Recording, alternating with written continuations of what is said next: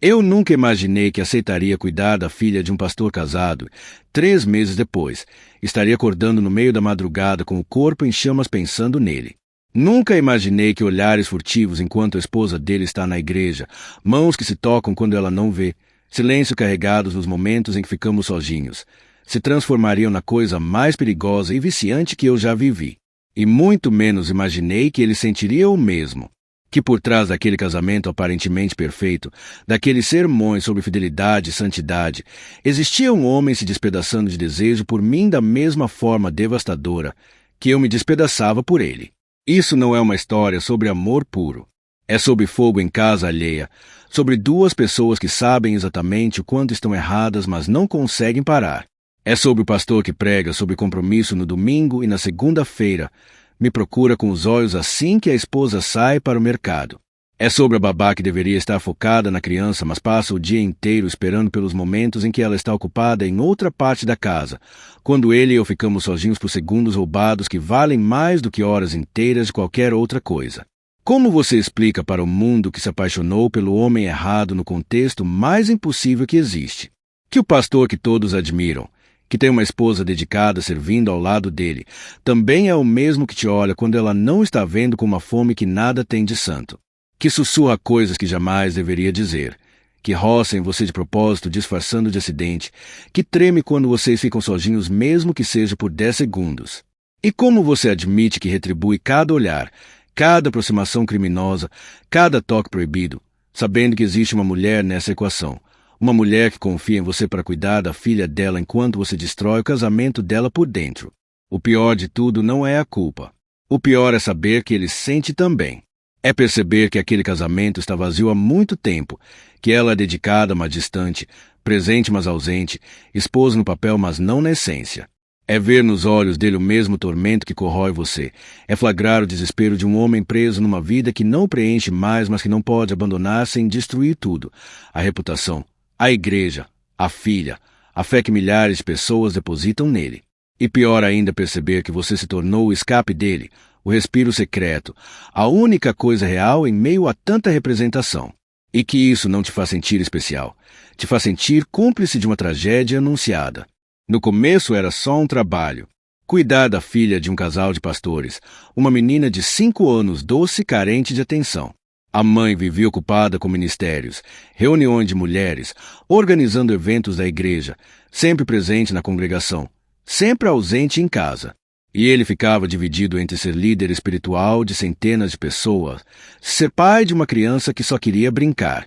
Quando me contrataram, achei que seria apenas mais uma família evangélica estruturada, com rotina previsível e limites bem definidos. Mas tem coisas que a gente não escolhe sentir. Elas simplesmente invadem, silenciosas e traiçoeiras, e quando você percebe já tomaram conta de você como uma doença sem cura. Os primeiros dias foram normais. Ela era cordial comigo, dava instruções sobre a rotina da menina, deixava bilhetes na geladeira sobre horários e cuidados, mas era óbvio que sua mente estava sempre em outro lugar, na próxima pregação, no próximo evento, na próxima necessidade de algum membro da igreja. A menina sentia isso. Eu via nos olhinhos dela aquela fome de atenção materna que não era suprida. E ele também sentia. Você percebia no jeito como seus ombros caíam quando ela cancelava mais um jantar em família por causa de alguma emergência ministerial, no suspiro cansado quando ela falava ao telefone sobre problemas de outras pessoas, enquanto a própria filha puxava sua manga pedindo atenção. Eu me dediquei àquela criança como se fosse minha. Não era só profissionalismo, era algo mais profundo, uma conexão genuína que nasceu naturalmente. E ele percebeu isso. Começou a chegar mais cedo em casa, a inventar desculpas para ficar na cozinha enquanto preparava o jantar, a fazer perguntas sobre o dia da filha que duravam mais tempo do que deveriam. E eu notava como ele me olhava quando eu brincava com a menina, como sorria daquele jeito meio sem jeito quando eu cantava músicas bobas, como seus olhos demoravam um segundo a mais em mim antes de desviar. No início, fingi que era impressão minha, mas você sabe quando não é impressão. Você sente no ar, naquela eletricidade incômoda que surge quando duas pessoas estão se percebendo de um jeito que não deveriam. A primeira vez que algo quase aconteceu foi numa terça à noite. Ela tinha viajado para um congresso de mulheres em outra cidade e ia ficar fora 3 dias. Ele ficou responsável pela menina, mas tinha reunião de líderes na igreja e me pediu para ficar até mais tarde. Quando voltou, já passava das 11 da noite. Eu estava na sala assistindo algo no celular esperando ele chegar. Ele entrou cansado, gravata afrouxada, cabelo bagunçado, com aquela exaustão de quem carrega o peso do mundo nos ombros. Sentou no sofá ao meu lado, não perto demais, mas também não longe como deveria, e ficamos conversando. Sobre nada e sobre tudo. Sobre como é difícil ser o que as pessoas esperam que você seja. Sobre solidão em meio à multidão. Sobre viver interpretando um papel sem nunca poder tirar a máscara. E então ele disse uma coisa que mudou tudo. Disse que quando chegava em casa e me via ali com a filha, sentia uma paz que não sentia em mais lugar nenhum. Que aqueles momentos eram os únicos reais do dia dele. O jeito que disse, olhando direto nos meus olhos, com aquela vulnerabilidade crua. Não era só gratidão. Era confissão. Era a admissão de algo que não podia ser dito, mas que já estava dito. Meu coração disparou de um jeito que eu nem sabia que era possível. E eu deveria ter levantado daquele sofá. Deveria ter ido embora. Deveria ter colocado distância entre nós. Mas eu não fiz nada disso. Eu fiquei. E disse que também sentia isso. Que aquela casa tinha se tornado mais do que trabalho para mim. E pronto, estava feito. A linha havia sido cruzada, mesmo sem nenhum toque, mesmo sem nenhum beijo, apenas com palavras que não podiam ser desfaladas. Ele percebeu o que tinha acabado de fazer. Levantou rápido, passou a mão no cabelo, pediu desculpas de um jeito atrapalhado, dizendo que estava cansado, que falou besteira, que eu deveria esquecer. Mas a gente não esquece. Você não esquece quando alguém olha para você do jeito que ele olhou. Quando alguém admite que você se tornou o lugar seguro dele. Eu fui para casa naquela noite sem conseguir respirar direito, sabendo que havia algo acontecendo entre nós que era grande demais para ignorar e perigoso demais para alimentar. E o pior mesmo, é que eu não queria parar.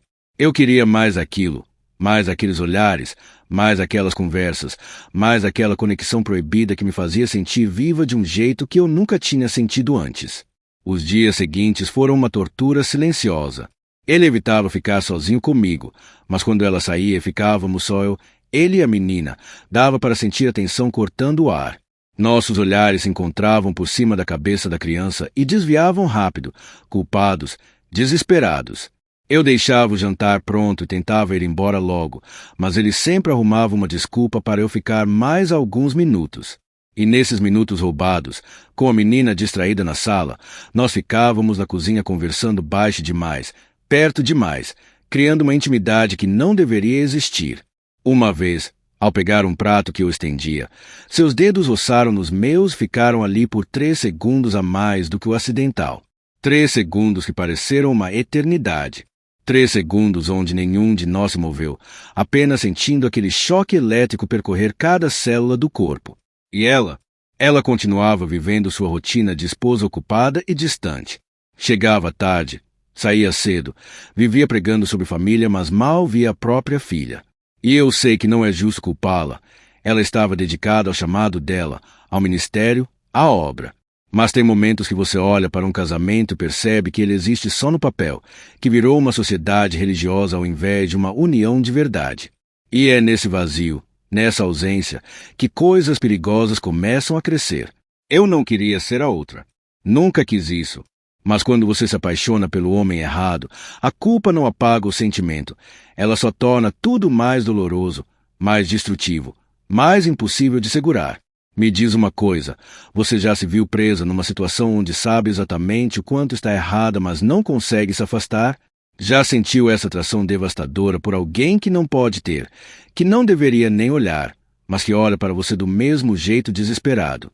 Escreve aqui nos comentários, porque eu preciso saber que não sou a única que já viveu esse inferno de querer o que é proibido, de estar perto do fogo mesmo sabendo que vai se queimar. Preciso saber que outras pessoas já sentiram isso e sobreviveram, ou não sobreviveram, mas pelo menos tentaram. As semanas foram passando e aquilo que deveria ter morrido naquela noite de confissões no sofá só cresceu, como uma planta venenosa que se alimenta justamente do que tenta matá-la. Quanto mais tentávamos manter distância, mais intenso ficava quando estávamos próximos. A esposa continuava na correria ministerial dela, sempre ocupada salvando casamentos alheios enquanto o próprio se esvaziava. E eu estava ali, todos os dias, testemunha silenciosa daquele deserto emocional disfarçado de lar abençoado.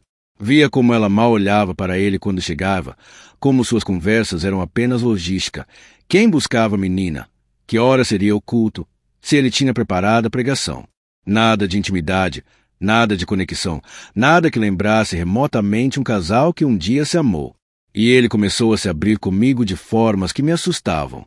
Contava coisas que nunca deveria contar para a babá da filha. Como se sentia sozinho mesmo dormindo ao lado de alguém todas as noites, como o casamento tinha virado uma performance para a igreja, como às vezes ele pregava sobre amor e se sentia um farsante porque não lembrava mais o que era sentir isso de verdade.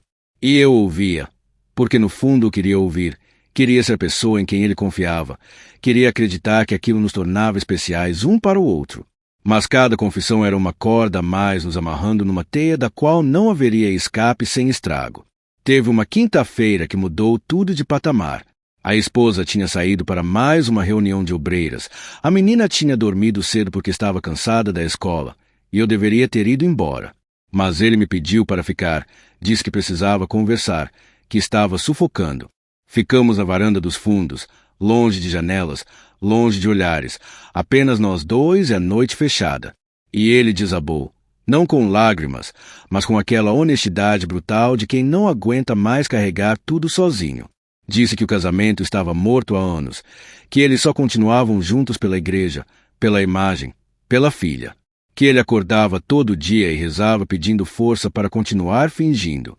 E então ele olhou para mim de um jeito que cortou minha respiração e disse que desde que eu tinha entrado naquela casa, ele começou a lembrar como era sentir algo real. Eu deveria ter levantado e ido embora. Deveria ter colocado limites. Deveria ter lembrado que aquele homem era casado, que tinha uma filha, que era pastor de centenas de pessoas. Mas sabe qual foi a verdade? Eu não quis ir embora, porque eu sentia o mesmo. Porque toda vez que ele entrava num cômodo meu corpo inteiro acendia. Porque eu passava os dias inteiros esperando os momentos em que ficaríamos sozinhos, porque eu tinha me apaixonado de uma forma tão profunda e errada que não havia mais volta. Então eu fiz a coisa mais irresponsável que poderia fazer. Eu disse a verdade. Disse que também sentia, que pensava nele o tempo todo, que aquilo estava me destruindo por dentro, mas que eu não conseguia parar. E ali, naquela varanda escura, algo mudou entre nós de forma irreversível. Ele se aproximou devagar, como quem testa até onde pode ir, e quando nossos rostos estavam a centímetros um do outro, ele parou. Ficamos assim, respirando o ar um do outro, tremendo, na fronteira entre cair no abismo ou recuar enquanto ainda dava tempo. E foi ele quem recuou primeiro, passou a mão no rosto com desespero e disse que não podia, que aquilo estava errado, que ele era um homem de Deus. Mas o jeito que disse, com a voz quebrada, deixou claro que a única coisa impedindo aquilo de acontecer era um fio muito fino de autocontrole que estava prestes a se romper. Eu fui para casa naquela noite sabendo que tinha cruzado um ponto sem retorno, que nós dois tínhamos. Os dias seguintes foram os mais intensos e tortuosos da minha vida, porque agora não era mais subentendido, era explícito. Nós sabíamos o que sentíamos, tínhamos colocado em palavras, e isso tornava cada encontro uma tortura deliciosa e angustiante. A esposa continuava alheia, vivendo no mundo dela de compromissos e ministérios, enquanto dentro da própria casa um incêndio silencioso consumia tudo. Eu tentava me concentrar na menina, tentava lembrar que estava ali por ela. Mas como você ignora o homem que te olha como se você fosse água no deserto dele? Como você finge normalidade quando cada célula do seu corpo grita pela presença dele? Começamos a criar desculpas para ficar perto. Ele inventava que precisava de ajuda para organizar papéis do escritório quando a esposa saía. Eu ficava até mais tarde fingindo que tinha que terminar alguma coisa. E nesses momentos roubados, nós conversávamos, ríamos baixo para a menina não acordar, e havia uma intimidade ali que ia além do físico. Era emocional, psicológica, perigosamente profunda. Nossos dedos se tocavam ao pegar as mesmas coisas, nossos ombros se esbarravam quando estávamos lado a lado, e cada toque era uma promessa não cumprida, um desejo represado que aumentava a pressão a cada dia. E o pior é que isso não era só tesão, não era só atração física, era conexão real, era entendimento mútuo, Era aquela sensação rara de encontrar alguém que te vê de verdade. E isso tornava tudo infinitamente mais complicado. Teve um sábado que a esposa viajou para pregar em outra cidade e ia voltar só no domingo à noite. Ele ficou com a menina e eu deveria ter folga, mas ele me ligou dizendo que tinha uma emergência na igreja e perguntou se eu podia ficar algumas horas. Eu sabia que não era só isso. Eu sabia que ele estava criando uma oportunidade, e mesmo assim eu fui. Quando cheguei, a menina estava assistindo desenho e ele estava na cozinha com aquela cara de quem não dormiu direito. Ficamos ali, fazendo café, conversando sobre nada, mas a tensão era tão densa que cortava o ar. E então, quando a menina saiu correndo para o quarto buscar um brinquedo, ele se virou para mim e simplesmente segurou meu rosto com as duas mãos. Não beijou, só segurou, olhando nos meus olhos com aquela mistura de desespero e desejo que dói de sentir. Ele sussurrou que estava enlouquecendo, que não conseguia parar de pensar em mim, que acordava de madrugada ao lado da esposa, se sentindo o pior ser humano do mundo porque não era nela que ele pensava. E antes que eu pudesse responder, a menina voltou correndo e nós nos afastamos rápido, voltando a fingir normalidade. Mas aquele momento ficou marcado na minha pele como ferro quente. Porque agora eu sabia, sem sombra de dúvida, que aquilo não era só na minha cabeça, que ele estava tão perdido quanto eu, e que nós estávamos caminhando para um lugar do qual não haveria retorno sem destruição. A questão não era mais se algo ia acontecer, era quando. E quanto tempo nós conseguiríamos resistir antes de incendiar tudo ao nosso redor? Me conta aqui nos comentários. Você já viveu uma paixão que sabia que ia te destruir, mas não conseguia evitar? Já sentiu atração por alguém tão errado que era quase certo? Porque eu preciso saber que não sou a única a viver esse inferno de querer o que não posso ter. E então aconteceu. Não do jeito que eu imaginava, não no momento planejado ou romântico. Aconteceu no meio do caos, no meio da tensão acumulada de semanas se segurando. Era uma quarta à noite. A esposa tinha ido para um retiro espiritual de 3 dias com as mulheres da igreja, e a menina estava dormindo no quarto dela depois de um dia cheio na escola. Eu estava juntando minhas coisas para ir embora quando ele desceu as escadas e simplesmente parou na minha frente, bloqueando a porta. O jeito que me olhou. Não tinha mais dúvida, não tinha mais medo, não tinha mais aquela contenção frágil que vinha segurando tudo. Ele estava cansado de lutar. E eu também estava. Ele deu 2 passos na minha direção e perguntou se eu queria mesmo ir embora. Não era uma pergunta inocente. Era um convite perigoso, uma última chance de recuar antes que tudo desmoronasse. E eu deveria ter dito sim. Deveria ter saído daquela casa e nunca mais voltado. Mas em vez disso eu fiquei parada, olhando para ele, e balancei a cabeça dizendo não. E foi só isso que ele precisava. Me puxou pela cintura com uma urgência que tirou o ar dos meus pulmões e me beijou. Não foi suave, não foi cuidadoso, foi desesperado, faminto, carregado de semanas de contenção se rompendo de uma vez. E eu retribuí com a mesma intensidade, agarrando a camisa dele, sentindo aquele corpo que eu tinha passado meses imaginando finalmente contra o meu. Subimos as escadas em silêncio, tentando não acordar a menina. Cada degrau era uma escolha consciente de continuar algo que não tinha volta. Entramos no quarto de hóspedes, trancamos a porta, e ali, naquela casa onde ele morava com a esposa e a filha, nós cruzamos a linha final. E foi intenso demais, real demais, bom demais para ser algo que conseguiríamos fazer só uma vez e esquecer. Cada toque era uma confissão.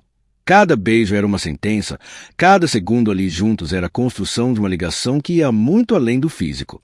Quando terminou e ficamos deitados lado a lado tentando processar o que tinha acabado de acontecer, ele segurou minha mão e disse que tinha acabado de cometer o maior erro da vida dele, mas se tivesse que escolher de novo, escolheria o mesmo erro. Eu saí daquela casa antes de amanhecer. Saí com o corpo ainda vibrando e a culpa já começando a roer por dentro. Porque uma coisa é desejar, fantasiar, viver na tensão do quase. Outra coisa completamente diferente é consumar, é tornar tudo real, é não ter mais como fingir que aquilo não aconteceu. Eu tinha dormido com um homem casado, um pastor, na casa dele, com a filha dele dormindo a poucos metros de distância. E o pior de tudo é que eu não me arrependia, não da forma como deveria. Porque pela primeira vez na vida eu tinha sentido algo tão intenso, tão verdadeiro, que fazia tudo que veio antes parecer uma mentira sem graça. Os dias seguintes foram uma montanha-russa emocional brutal. Quando voltei para trabalhar e a esposa já tinha retornado da viagem, tudo parecia absurdamente normal na superfície.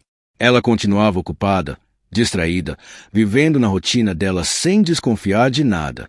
E nós dois ali, eu e ele, fingindo que nada tinha mudado, quando na verdade tudo tinha mudado. Nossos olhares agora carregavam segredos pesados, nossos corpos lembravam exatamente como era o toque um do outro, e havia uma cumplicidade perigosa entre nós, a cumplicidade de quem compartilha uma traição, de quem sabe que cruzou todas as linhas mas não consegue voltar. Ele começou a me mandar mensagens tarde da noite, quando a esposa já estava dormindo.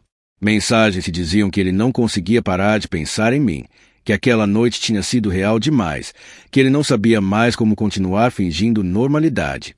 E eu respondia, porque eu também não conseguia fingir que aquilo não tinha mexido comigo de formas irreversíveis. Começamos a criar uma vida dupla. De dia éramos pastor e babá, mantendo distância apropriada na frente dela e da menina, e quando ela saía ou adormecia, nós roubávamos minutos de intimidade proibida, beijos apressados na despensa, toques furtivos no corredor, sussurros de coisas que jamais poderiam ser ditas em voz alta. E teve outra vez, e outra, e mais outra. Porque quando você quebra a barreira inicial, quando você prova do que é proibido e descobre que é melhor do que qualquer coisa permitida, fica impossível parar. Nós nos encontrávamos sempre que havia brecha, quando ela viajava, quando ela ficava até tarde na igreja, quando conseguíamos alguns minutos sozinhos. E cada encontro era ao mesmo tempo alívio e agonia, porque matava a fome momentânea, mas aumentava a dependência. Eu estava viciada nele, e ele em mim. E isso não era mais só atração física, tinha evoluído para algo muito mais perigoso. Nós estávamos nos apaixonando de verdade, criando uma conexão emocional que tornava tudo infinitamente mais complicado de terminar. Mas a culpa também crescia. Eu olhava para a menina e via a inocência dela, a forma como me abraçava com confiança total, como me incluía nas orações dela antes de dormir, e meu coração se partia. Porque eu estava traindo aquela criança tanto quanto estava traindo a mãe dela. Estava destruindo a estrutura daquela família por dentro enquanto fingia ser a pessoa que cuidava dela. E a esposa, por mais distante que fosse, por mais ausente emocionalmente, não merecia isso. Ninguém merece ser traída na própria casa pela pessoa que foi contratada para ajudar. E eu sabia disso. Sabia que era errado em todos os níveis possíveis. Mas o coração não liga para a ética quando encontra conexão real. E a carne não liga para a moral quando encontra desejo correspondido. Ele começou a falar em deixar tudo.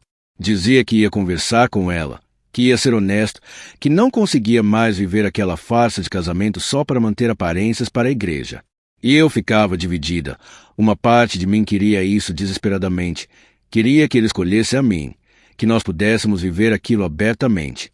Mas a outra parte, a parte racional que ainda funcionava minimamente, sabia que isso seria devastador para a menina, para a igreja, para a reputação dele. E sabia também que eu seria sempre vista como a destruidora de lares, a outra, aquela que seduziu o pastor e arruinou uma família. Não importaria que o casamento já estava vazio antes de mim, eu seria culpada de tudo. E a pergunta que não quer calar, quando é que amor deixa de ser desculpa e vira apenas egoísmo destrutivo? Quando é que conexão real justifica machucar pessoas inocentes? Existe algum cenário onde isso termina sem deixar cicatrizes profundas em todo mundo envolvido? Eu não sei mais. Tem dias que eu acordo determinada a acabar com tudo, a pedir demissão, a desaparecer da vida dele antes que o estrago seja maior.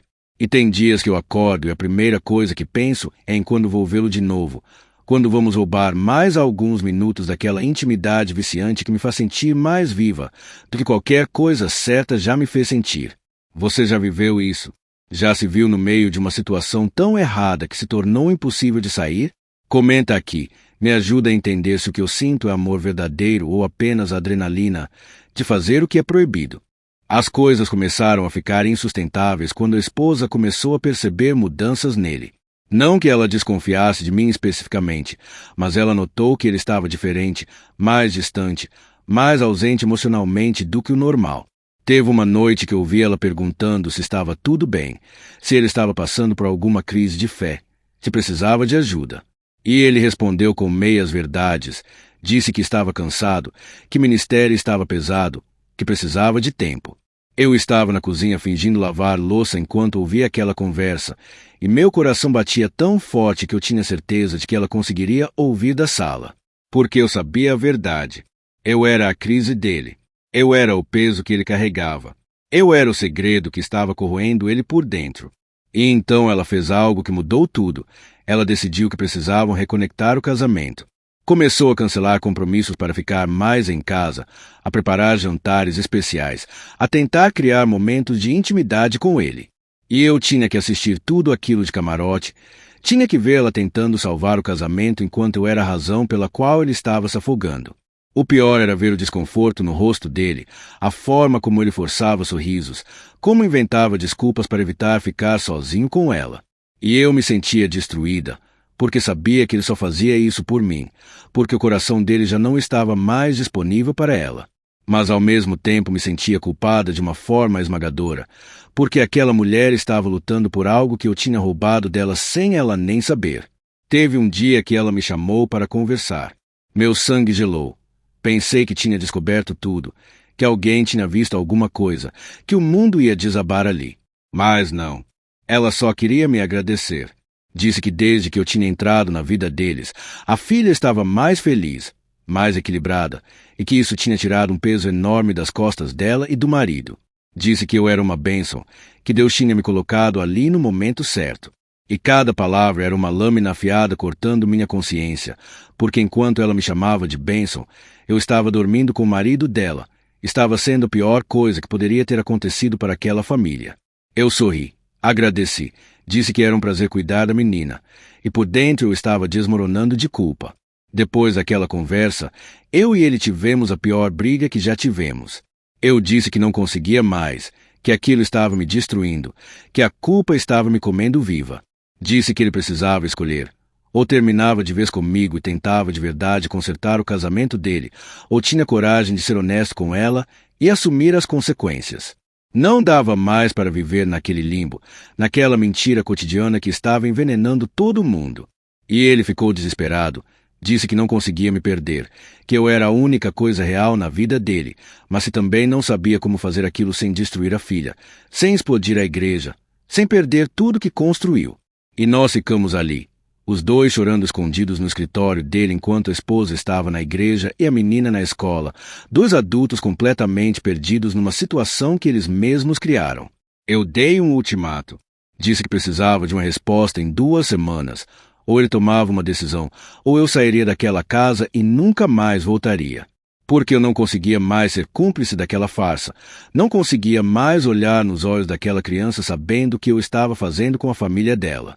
E pela primeira vez, ele não teve resposta pronta.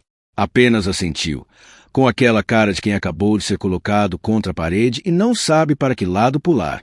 E nós ficamos 2 semanas vivendo numa tensão insuportável, ele tentando adiar a decisão, eu tentando me manter firme, e ela completamente alheia ao furacão que estava prestes a explodir dentro da própria casa.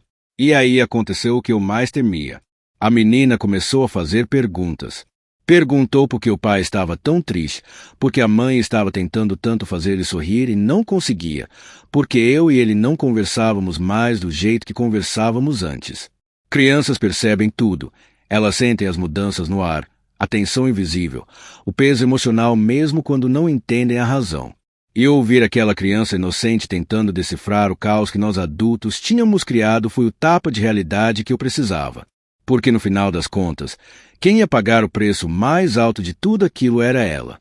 Não eu, não ele, não a esposa.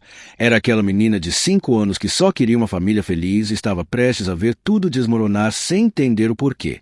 Na noite antes do prazo do ultimato acabar, ele me mandou uma mensagem pedindo para nos encontrarmos. Era madrugada, a esposa dormia no quarto deles, e nós descemos até a cozinha em silêncio. Ele tinha olheiras profundas, parecia 10 anos mais velho, carregando um peso que estava esmagando ele por dentro. E então ele disse que tinha tomado uma decisão. Meu coração parou.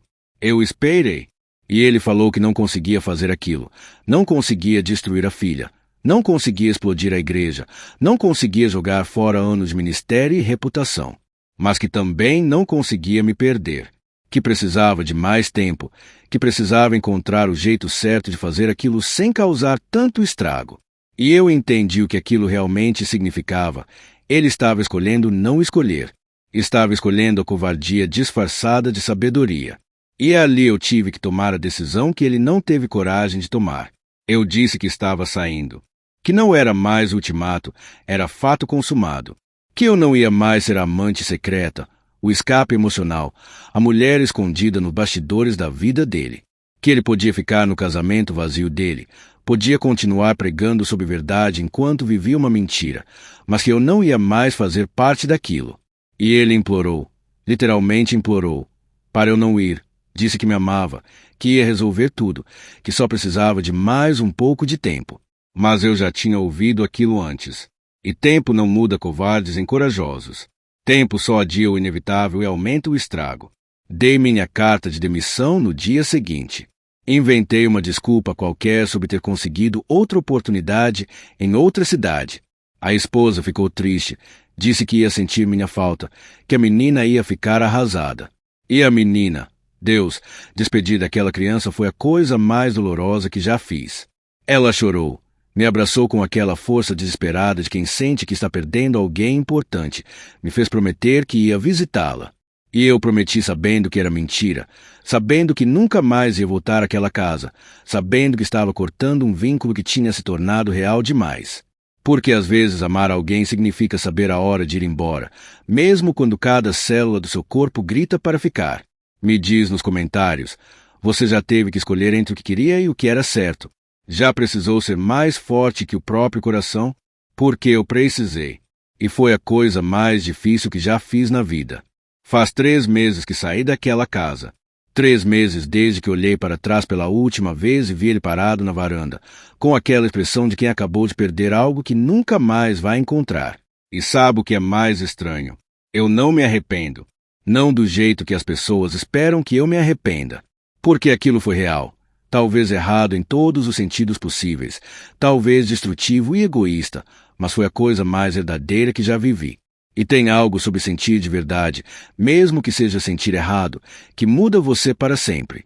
Que te ensina que somos todos muito mais frágeis, muito mais humanos, muito mais capazes de cair que gostamos de admitir. Não existe santo que resista a sentir. Não existe moral forte o suficiente quando o coração decide trair a razão. Ele me mandou mensagens por semanas depois que saí. Mensagens desesperadas, apaixonadas, cheias de promessas de que ia mudar tudo, que ia ter coragem, que só precisava de mais um pouco de tempo. Eu li todas. Não respondi nenhuma. Porque responder seria cair de novo, seria acreditar de novo, seria me prender de novo num ciclo que não tinha fim bom. Bloqueei o número dele depois de 1 mês. Não porque parei de sentir. Eu ainda sinto, ainda acordo alguns dias com o corpo inteiro doendo pela falta dele, mas porque amor que não consegue escolher você não merece ter acesso a você. E ele fez a escolha dele. Escolheu a segurança da mentira ao invés da coragem da verdade.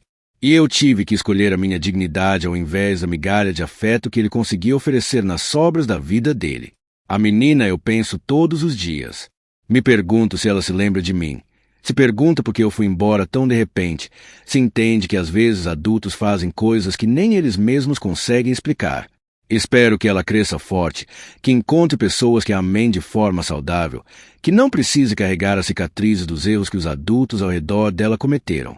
E espero que um dia, se ela descobrir a verdade sobre o que aconteceu, consiga entender que eu não fiz aquilo por maldade, fiz por fraqueza, por solidão, por ter confundido conexão genuína com amor que poderia florescer. Que eu amei o pai dela de forma imperfeita, mas que amei ela de forma pura. E que a única coisa certa que fiz em toda aquela história foi ter ido embora antes que o estrago fosse maior. E você que está ouvindo essa história até aqui, talvez julgando, talvez se identificando, talvez sentindo coisas que não esperava sentir, saiba que ninguém está imune a cair. Ninguém está blindado contra sentir o que não deveria. A diferença não está em nunca errar, mas em ter coragem de sair quando percebe que continuar só vai aumentar a destruição. Não sou heroína, não sou vítima, não sou vilã, sou só humana. Assustadoramente, dolorosamente, inconvenientemente humana. E se essa história mexeu com você de alguma forma, se você viu pedaços de si mesmo aqui, se já viveu algo parecido ou tem medo de viver, deixe seu comentário aqui embaixo. Compartilhe essa história para que outras pessoas saibam que não estão sozinhas nessa bagunça linda e trágica que é sentir demais. Curte esse vídeo se ele te tocou. Se inscreve no canal para mais histórias reais que ninguém tem coragem de contar. Porque a verdade não precisa ser bonita para merecer ser dita. Ela só precisa ser verdadeira. E essa é a minha verdade, crua, imperfeita e irrevogavelmente humana.